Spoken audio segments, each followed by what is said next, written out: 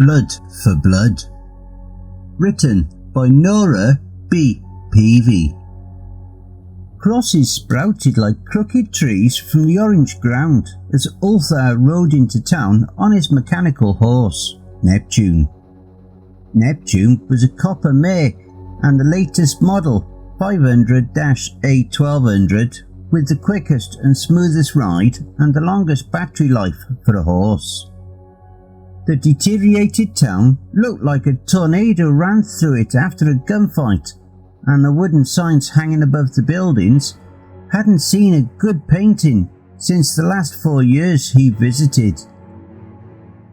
He hitched his horse up to the saloon and walked in, his spurs jangling, the smell of his new leather chaps an aphrodisiac to his nose. He wore no shirt because his blue fur matted easily and itched under leather.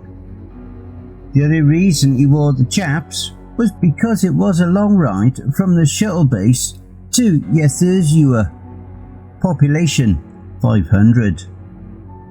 Not many volunteered to leave Mars for another galaxy after colonization from Earth.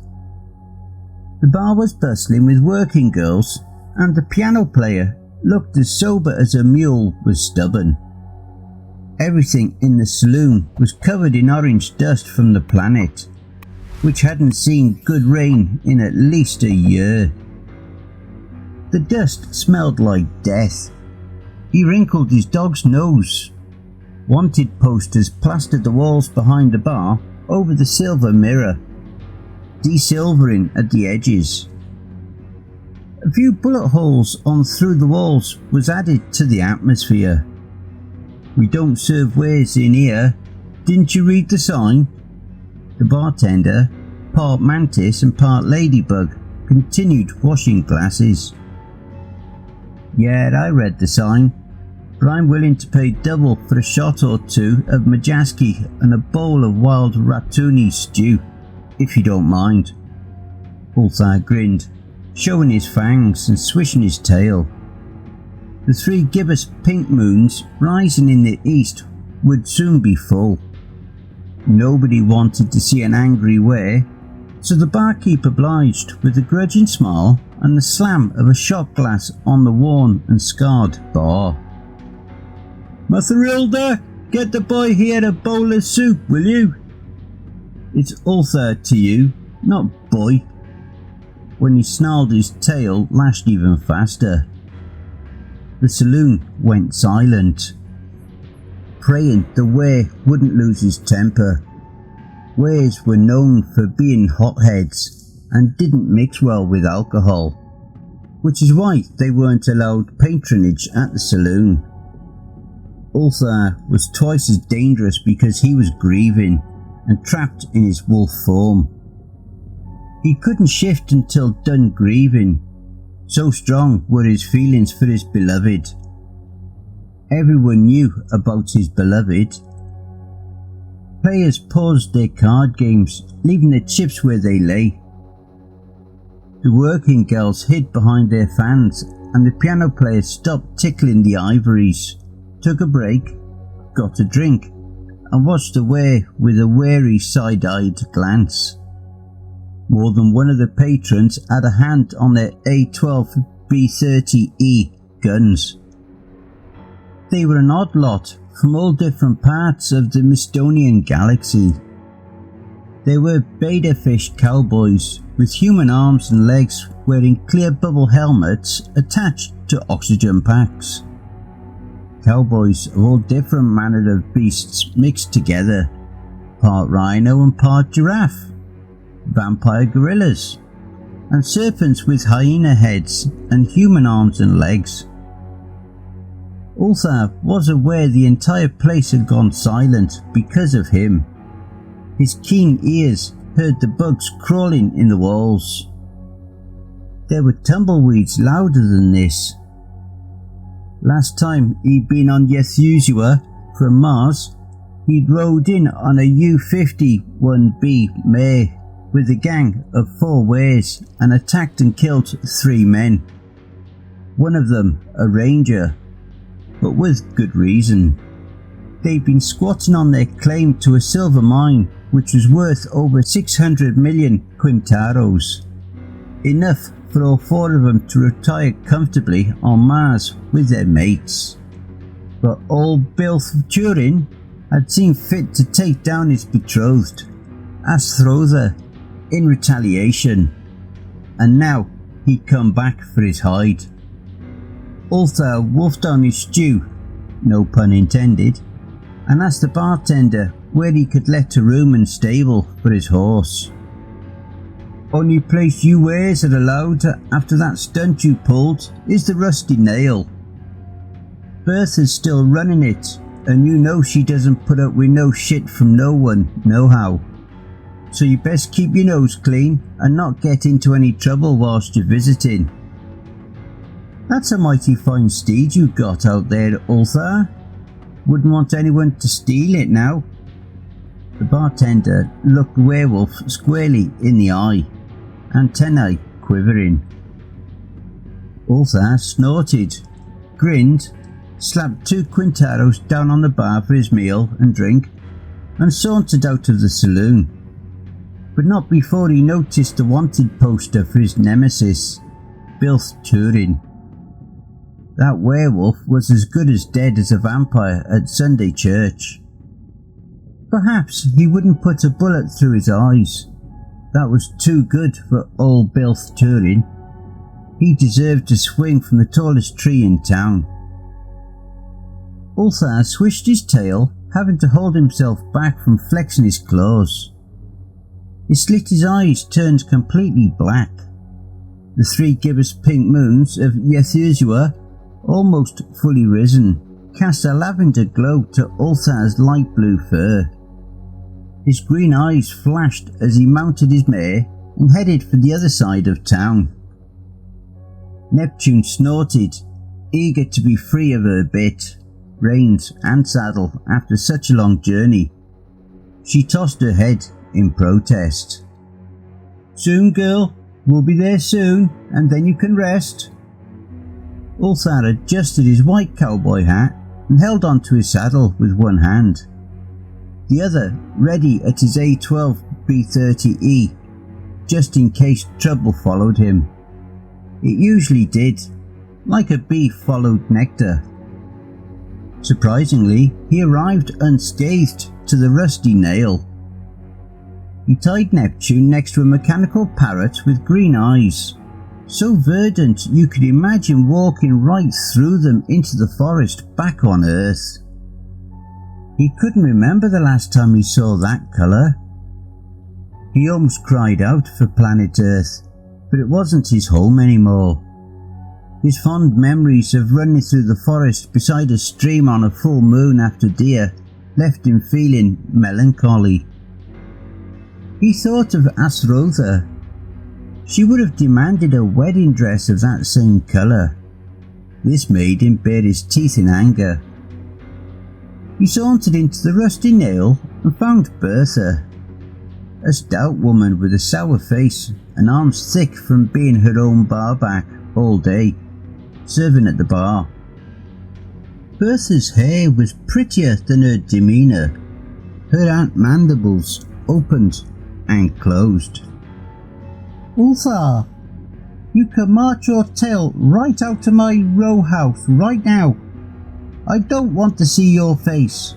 I don't want to know what you're here for. Last time you came, you killed a few men. Granted, you were in the right because they killed your beloved Hellworlder, but vengeance doesn't sit well with a broken heart.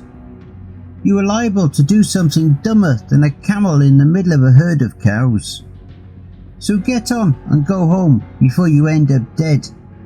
I've kind of taken a shine to you old mutt. I see there's a wanted poster for Bill Turin. What did he do this time? Shot up the general store and stole a bunch of goods before riding off to hide in the hills. Hasn't been seen for weeks. For weeks, you say? Oh, no you don't. 10 quintaros for your trouble. You feed me and you let me bunk here. I'll take care of the town's problems. I scratch your back, you scratch mine." She sighed. "I always had a sweet spot for Asrotha, and it wasn't right what Billis Turin did to her. I know he only did it to get back at you.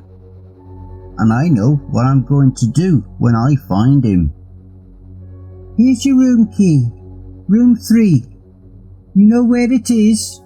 Breakfast is at 8, same as always. You can keep your steed tied up in front, but you have to feed her yourself. No visitors allowed. Dinner is served at 5. Clean linens every 3rd day, and no fighting in the Rusty Nail. You got that, Ulthar? Also, don't bring any fleas into my establishment. Hear me? Last time I let a were stay here, I had to have the place fumigated." "Yes, ma'am. Thank you kindly." Ulthar tipped his white cowboy hat at Bertha and grinned, showing his fangs, his tongue hanging out of his mouth in a playful way. Bertha couldn't help but smile as she watched the were walk with his charming gaze, his spurs clinking. That were was more loyal than 3 of the men in this town, and better looking. Too bad his heart still belonged to Asrotha. She went back to wiping down the bar and serving her customers. "Ulthar?" "Yes?" "He's not the man you saw the last time you were here. He's changed." "You know damn well I don't care if he's changed. Blood for blood. That's the way it has always been, and will always be." The woman grimaced and went back to serving her customers at the bar, and the piano player began to play. Soon all the customers were singing "She'll Be Coming Around the Mountain" deep in their cups. It wasn't much, but a small bunk with a blanket and a flat pillow many laid their heads on before him. There was a basin and a pitcher to wash. A desilvering mirror hung on the wall. There was only a hook on the door to hang his clothes, but it would do. Ulthar didn't plan on being there long enough to care about the atmosphere. In fact, he suspected he'd be gone in another day or 2. Bills Turin wasn't a match for him. Ulthar's fangs and claws were bigger than the largest insult Turin could hurl at him. He'd taken down many a man since the last time he'd been here, and his experience would guide him well, as would Asrotha. He still heard her in his head. "My love," she said, "if you do this, you must move on and let me go. Let me finally be at peace. I cannot bear to see you in such torment. I need to know you are at peace before I go to my eternal rest. Promise me this. Promise after this you will settle down and find a plot of land to farm. Till the soil. Feel the earth in your hands. Smell life growing all around you.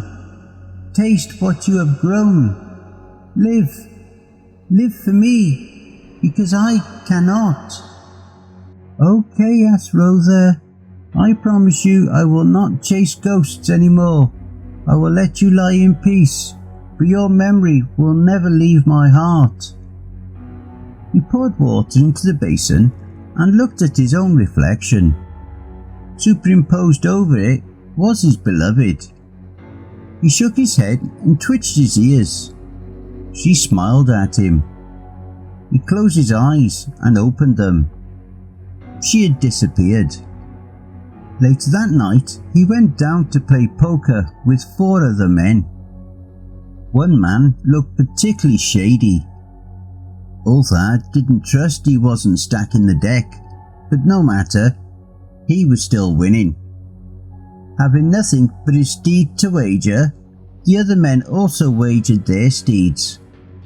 Ulthar laid his hand down, a royal flush. his tongue lolling out of his mouth. The man who stacked the deck dropped his jaw and his eyes grew red with anger. "That's not possible," he said. "You think you're the only one who can stack a deck, boy?" Ulthar grinned at him, showing his sharp-eyed teeth and flattened ears, his tail swishing fast. He put his hand on his A12 B30E. "Think you're a quicker draw than me? You might be, but is it worth finding out?" Bertha stalked over to the table. "Boys, weapons?" "Oh, Bertha, we were just jesting, weren't we? This young man was telling me how I just won his steed out front. You know that nice mechanical parrot? It's fresh off the line. A B6700C. Faster than my horse Neptune. And a longer battery life. Of course I'm keeping Neptune. He's a good friend and we've been through a lot together. But this parrot, I've heard, is one of the smoothest rides in the galaxy. And a were would look stellar riding a parrot. Sometimes it's about the intimidation factor and your reputation, not how big your gun really is, Bertha." He winked and walked out to the bar, tipping his hat to the men, their table littered with chips and cards. "Gentlemen, I'll be seeing you." Outside he approached the skittish parrot. "Hey there now, I'm a friend. You and I are going to get along great." He reached up to touch the parrot's plume, and then he untied Neptune, who huffed and puffed. "It's okay, boy, you're still my first steed. You always will be." He rubbed Neptune's nose, and the horse's ears swiveled back and forth. He tied Neptune's reins to the back of the parrot's saddle and hopped on. He couldn't help but howl. What other werewolf on the planet owned a parrot for a steed? This was badass. As he lumbered on his parrot, his spurs jingling it on, Neptune followed behind. A tumbleweed about the size of Neptune's head rolled in from an unseen direction. Ulthar sniffed the air, curious. There were no tumbleweeds on this planet. Where did they come from? How strange. But Ulthar, being aware, saw a lot of strange things, and this certainly wasn't the strangest of them all. He kept riding, and another tumbleweed appeared. Another appeared, and another. All larger than the next, until he was flanked by a bunch of tumbleweeds which moved unexplainably on their own free will, while no wind blew at the moment. The farther he got to the town limits where Bill's Turin hid out, the more tumbleweeds surrounded him. He could have sworn he heard them whisper, "Blood for blood." His hearing was sensitive for a were, but maybe it was only his imagination. He hadn't slept much the night before. He dismounted his steed, the parrot's head swiveling 360 degrees, looking for danger. Finding none, it powered down. The green glint in his eyes turned dull as Ulthar plugged it in and tied it up to the saloon. One of the tumbleweeds nipped at his ankle, drawing blood. "Blood for blood," it said. Green blood ran down his Achilles tendon, and the tumbleweed drank it up. It grew even larger. "Blood for blood." The tumbleweeds closed in on Ulthar. They bit into him everywhere. It stung. It burned. But Ulthar refused to cry. He was a werewolf. Werewolves never cried. The more blood he shed, the larger they became. He fought his way with paws and claws to the saloon. "Bill's Turin!" he called on the porch where two rockers silvered with age sat. There was no wind, and yet they started rocking on their own as the tumbleweeds blew up the porch steps and hunkered around the entrance, eager for more blood. In the middle of them stood Ulthar, proud and tall, his blue hair shining by the light of the trio of gibbous pink moons. "Bilth Turin, you come out here right now. I have a score to settle with you. You killed my fiancée, and I'm back to collect what's due." "Blood for blood," the tumbleweeds whispered. "Blood for blood," Ulthar cried. "Come out if you dare, you coward. Bilth Turin, show yourself." The sound of the shuffling of feet and someone hopping to put on their boots came from inside the broken down saloon. Bilth poked his head out and Ulthar took a shot with his A12 B30E. He took a piece out of Bilth's left ear. "Son of a bitchin' bastard!" "You better believe I am, after what you did to us Rother. Show yourself, you coward, or I'm coming in after you." Ulthar gritted his teeth. "I'm not coming out. I'd have to be crazy to come out against the likes of you." "Then I'm coming in." Ulthar's spurs jangles as he enters the doorway, but ahead of him the tumbleweeds rolled, hissing now as one. "Blood for blood."